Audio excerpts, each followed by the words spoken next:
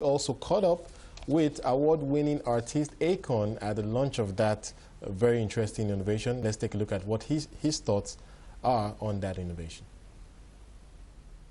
I'm actually here to show support. This clearly followed in the lines of everything that I'm doing. So, I mean, the technology to me was amazing. And it actually makes sense, so I wanted to be a part of it and show my support to it. It's the second of its kind in the world and the first of its kind in Africa. What significance do you think technologies of this kind will have on the African continent? To me, the significance really is creating different sources of energy for Africa. I don't think it's only going to be one source that makes a difference. I think it's going to be a combination of a lot of different sources. And this actually is a great source because football is one of the main things that we do every day anyway. So why not generate electricity in times when you're just not even thinking about it, you know what I mean? So it works. Now, how best do you think renewable energy can be introduced in the continent in such a way that it's made affordable and accessible to the populace, especially those in the rural areas?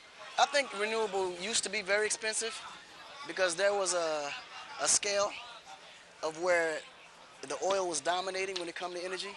So clearly when you're the dominant party, you're going to make the opposition a lot more harder to get.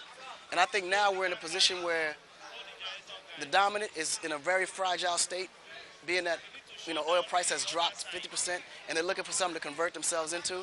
So all of a sudden now, renewable is a lot cheaper. So it actually helps because what it does, if you combine the two together, that's clearly what the solution for Africa will be for sure.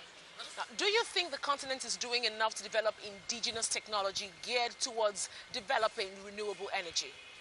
I think before it wasn't really a concentrated thought, but now that we're having all these climate issues, it's now being thought up a lot. So I think the idea of what renewable should be for us in the future is being thought out and having more conversations about.